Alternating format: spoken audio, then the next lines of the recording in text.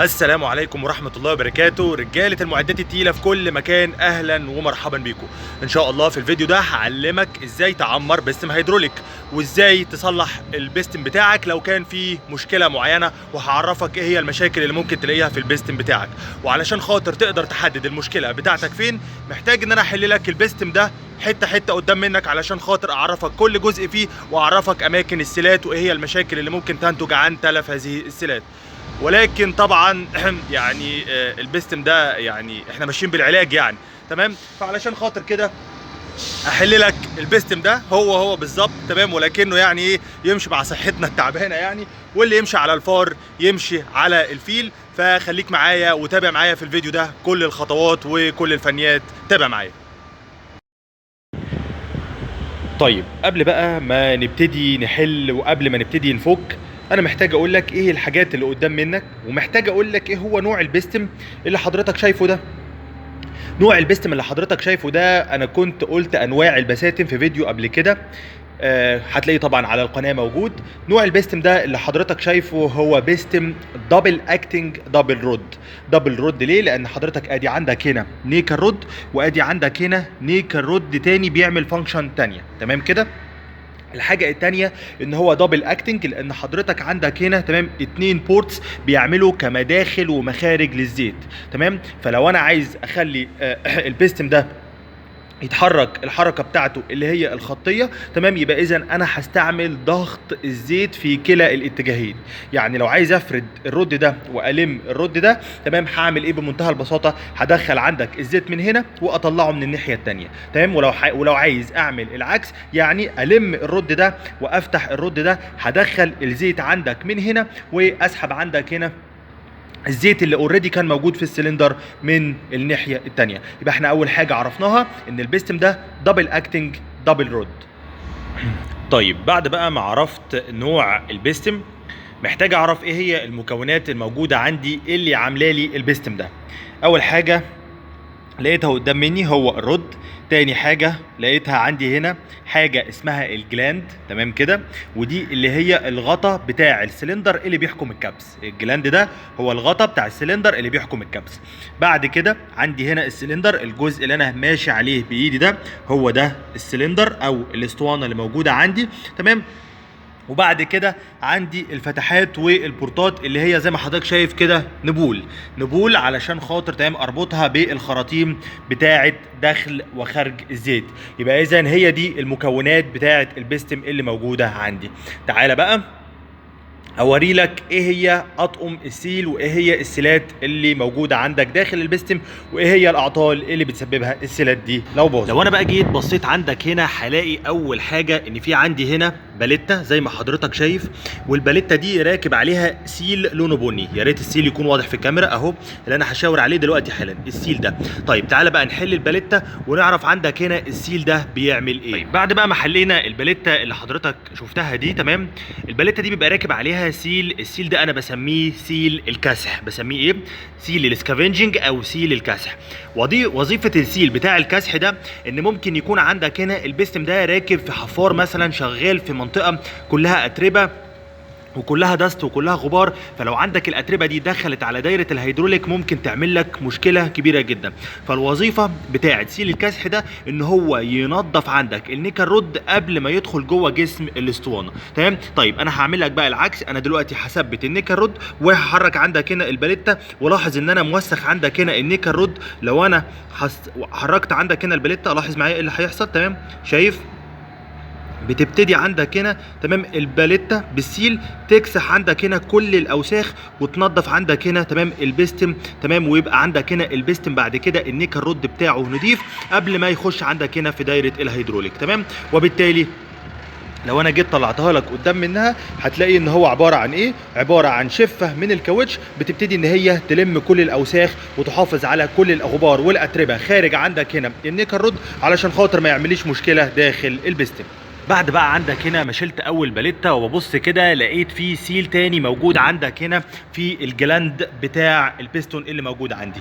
خليني بقى احل لك الجلاندين اللي موجودين عندك هنا دول، وافرجك على السيلات اللي موجوده وبيعملوا ايه بالظبط.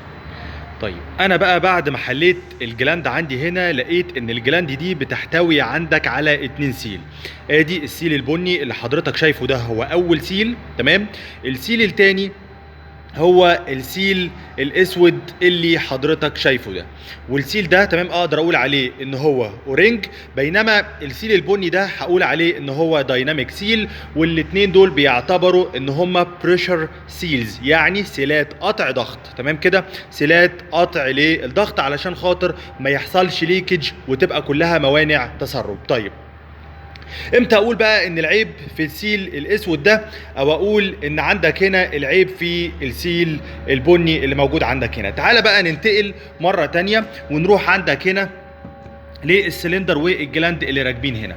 والله لو كان عندك تسريب ما بين عندك الجلاند وما بين الرد بتاع البستم، لو كان عندك تسريب بين الجلاند وما بين الرد بتاع البستم، يبقى اذا في هذه الحاله اقدر اقول ان المشكله حاصله عندك في مين؟ في السيل البني ده، تمام كده. بينما لو كان عندك هنا التسريب ما بين الجلاند اهو الجلاند هنا وما بين عندك الجسم بتاع الاسطوانه، الحته اللي انا بشاور عليها بصباعي دي، تمام، لو كان التسريب جاي لي من هنا، يبقى اذا اقدر اقول ان المشكله عندك في الاورنج اللي هو لونه اسود اللي انا بوريه لحضرتك دلوقتي حالا ده، تمام. طيب تيجي تقول لي تمام ده عندك هنا شكله اورنج عادي جدا ما فيهوش اي اختراع. طيب ليه عندك هنا السيل البني؟ تمام، لو انا جيت بصيت لك هنا من الناحيه الثانيه هلاقي ان السيل البني ده من جوه تمام عامل شفه ومشفف كده زي ما حضرتك شايف، والشفه دي زي ما تقول كده ايه فيها فراغ صغير علشان خاطر الزيت يدخل فيها.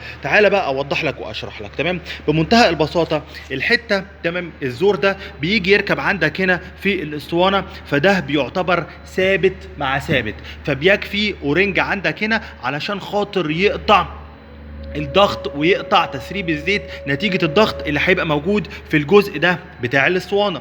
بينما عندك هنا السيل البني اللي حضرتك شايفه ده تمام دايناميك سيل. ليه؟ لان في عندك هنا حركة نسبية ما بين عندك النيكل رود وما بين الجلاند بتاعة البستم، وبالتالي علشان خاطر احط سيل يتحمل الحركة النسبية، لو انا حطيت اورنج زي اللي حضرتك شايفه ده هيتقطع بمنتهى السهولة. ولكن ببتدي عندك هنا ان انا احط السيل اللي انا شرحته لك اللي هو من جوه ده، تمام، بيبقى فيه شفه كده زي ما حضرتك شايف، علشان خاطر مع زياده الضغط بيبتدي الزيت يخش جوه التجويف اللي عند الشفه ده ويخلي السيل بتاعك ينفخ، فيبتدي ان هو يكلبش عندك على النيكل رود بتاع البستم، وبالتالي ما يحصلش عندك تسريب زيت، لان كل ما زاد ضغط الزيت كل ما كلبشت الشفه بتاعه السيل على النيكل رود بتاعه البستم، تمام كده. يبقى اذا احنا عرفنا الاتنين سيل بتوع الضغط اللي موجودين عندك هنا تمام في الجلاند. طيب يا ترى هل ده شكل الجلاند في كل البساتم؟ اكيد لا. تعالى اوري لك تمام بعض من الاشكال الاخرى للجلاندات في البساتم. طيب ادي عندك بستم زي ده مثلا، البستم ده دبل اكتنج. دبل اكتنج ليه؟ علشان خاطر الحركتين بتوعه بيعملهم باستخدام الضغط، ولكن اللي يهمني عندك هنا تمام هو الجلاند بتاع البستم ده سنجل رود طبعا اهو.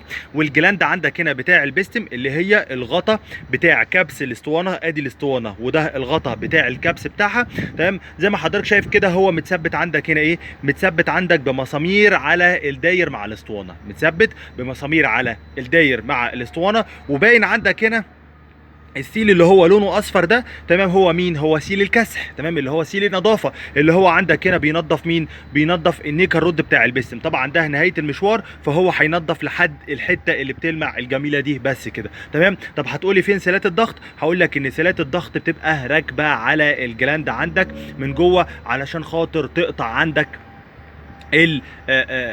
التسريب اللي ممكن يحصل بقى عندك هنا ما بين مين ومين؟ يحصل عندك هنا تمام ما بين رد والجلاند وما بين الجلاند ومين؟ والاسطوانه. وبالتالي ما بين الاسطوانه وما بين الجلاند هيبقى راكب ايه؟ اورنج. وما بين عندك هنا النيكل رود والجلاند هيبقى راكب عندك دايناميك سيل، تمام كده. طيب ده برضو عندك بيستم تاني، البيستم ده سنجل رود ودبل اكتنج، بيعمل الحركتين بتوعه باستخدام ضغط زيت الهيدروليك. ولكن لو جينا بصينا عندك هنا على الجلاند هتلاقي ان الجلاند متثبته من غير مسامير. امال الجلاند دي متثبته ازاي عندك في الاسطوانه؟ بتبقى متثبته باستخدام سن الالوز، يعني الجلاند دي بتتربط عندك في البيستون سيلندر، وبيبقى عامل لك فتحات كده زي اللي انا هشاور عليها دلوقتي، مثلا زي دي وزي الفتحه دي، علشان خاطر تبتدي ان انت تثبت فيها سبيشال تول هو بيبقى باعتها لك مع البيستم، وتبتدي ان انت تربط عندك الجلاند في مين؟ في البيستون سيلندر. تمام كده. وزي ما حضرتك شايف ادي عندك هنا السيل بتاع الكسح هو اللي باين، وسيلات الضغط سواء كان الاورنج المدور العادي او الدايناميك سيل موجودين وراكبين على الجسم بتاع الجلاند. طيب ملحوظه مهمه، هل لو لقيت تسريب بين الجلاند وبين البيستون سيلندر يبقى يشترط ان عندك السيل ضارب؟ لا، الحقيقه لا. ممكن يكون عندك هنا الرباط بتاع الجلاند حالل، او ممكن يكون المسامير بتاعه تثبيت الجلاند في البيستون سيلندر الرباط بتاعها حالل. فلو جمعت رباط هنا او لو جمعت رباط على الجلاند اللي بتخش عندك بالسن، ممكن عندك يقطع التسريب، ولا يشترط ان يكون العيب في السيل. تمام كده. يبقى تخلي بالك من هذه. اخر حاجه بقى فاضله عندنا هي جسم الاسطوانه والبيستم بالنواكل رود بتاعته. خليني بقى اطلع لك البيستم بالنيكل رود من قلب الاسطوانه ونشوف بقى ايه اللي موجود عندنا جوه. ادي بقى عندنا شكل راس المكبس، تمام، اللي انا بشاور عليها دي. تمام، ادي شكل راس المكبس، وادي عندك هنا الاتنين نواكل اللي تمام مرتبطين عندك براس المكبس، لان طبعا البيستم ده هو ايه؟ هو دبل رود. تمام كده. لو انا جيت بصيت عندك هنا على السيلات الموجوده على راس المكبس، هلاقي ان في عندي هنا سيل اخضر كبير، تمام، اللي انا ماسكه بايدي ده، وهلاقي عندك هنا في 2 سيلات سود صغيرين. السيل الاخضر الكبير ده هو سيل الضغط، السيل الاخضر الكبير ده هو ايه؟ هو سيل الضغط. بينما السيلات السوداء اللي موجوده عندي دي هي السيلات بتاعت ايه؟ الوير بريفنتر، يعني بتمنع عندك التآكل اللي ممكن يحصل ما بين راس المكبس وما بين عندك هنا السطح الداخلي للاسطوانه الجميله بتاعتنا اللي معمول لها ماشيننج وطالعه ناعمه. وبالتالي لو حصل عندك هنا مشكله في السيل الاخضر ده هقول لك ايه اللي ممكن يحصل، انما لو حصل عندك مشكله في السيلات السوداء هيحصل فيه خربشه ما بين عندك هنا السطح الداخلي للاسطوانه وما بين عندك جسم راس المكبس. تعال بقى اقول لك ايه اللي ممكن يحصل لو السيل الاخضر بتاعك ده حصلت فيه مشكله. خليك معايا. شاف حضرتك الونش الجميل ده اللي هو طول بعرض بارتفاع، علشان خاطر يعمل عمليه ستيرنج ويكسر العجل الخلفي زي ما كنت شرحت في فيديو قبل كده، محتاج يكون في موجود بيستم شبه اللي انا بشرح عليه بالظبط، هو مفيش اي اختلاف. بيستم دبل اكتنج دبل رود متوصل عندك هنا ب العجل بتاع التوجيه، تمام. والبيستم ده زي ما حضرتك شايف كده ليه خرطومين علشان خاطر تمام يعمل عمليه فرد ولم للنيكل رود. طيب تعالى بقى نشوف ايه المشكله اللي ممكن تحصل في السيل الاخضر اللي انا كنت بشرح لك عليه. انا دلوقتي تمام طالع سلم المعده، هبتدي ان انا افتح الباب. فتحت الباب، دخلت على الكرسي بتاع الاوبريتور، فتحت عندك هنا الكونتاك اوريدي، الديسبلاي بتاعتي نورت، تمام. هبتدي ان انا دورت المعده بتاعتي، تمام، والطاره اهي جميله قدام مني. هعمل ايه؟ هبتدي ان انا الف لك الطاره، لف الطاره، لف لف لف لف. ايه ده يا جماعه؟ ده في طاره في الدنيا كده، تمام.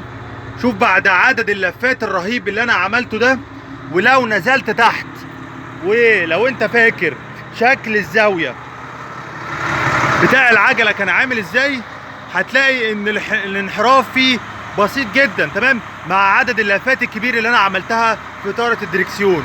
وده هيقول لك ان انت لما بتحط حمل عندك على البيستم بتاعك بيبتدي الزيت ان هو يهرب من على سيل الضغط ويروح عندك من غرفه الضغط الى الثانيه من غير ما يديلك مشوار فعال، تمام كده. يبقى يا ريت نكون عرفنا فايده السيل بتاع الضغط اللي بيبقى راكب على البيستون هيد. طيب بقى في نهايه الفيديو الجميل ده، تمام، اللي انا وريته لك، انا وريتك اماكن السيلات كلها فين، والوظيفه بتاعت كل سيل والعطل تمام اللي ممكن يجي لك لو السيل حصلت فيه مشكله. عايز تعمر فور زي ما انا فورت، شيل السيل البايظ تمام وحط السيل الجديد. وهقول لك على معلومه كده بسيطه تمام. طقم السيل طبعا انت ممكن تطلبه من المورد تمام بمنتهى البساطه ويجي لك من غير ما تتعب نفسك، لكن في معلومه سهله وبسيطه كده ان الرودز النواكل يعني ليها مقاسات ستاندرد، فتقدر تطلب تمام، تقدر تاخد القطر الخارجي بتاع النيكل رود وعلى اساسه تقدر تجيب طقم الاصلاح بتاع البيستم بتاعك تمام. او مجرد تاخد القديم تروح للراجل بتاع السيلات وتقول له انا عايز زي السيلات دي تمام، وهو بمنتهى البساطه هيجيب لك السيلات وتقدر ان انت تركبها وتحل المشكله.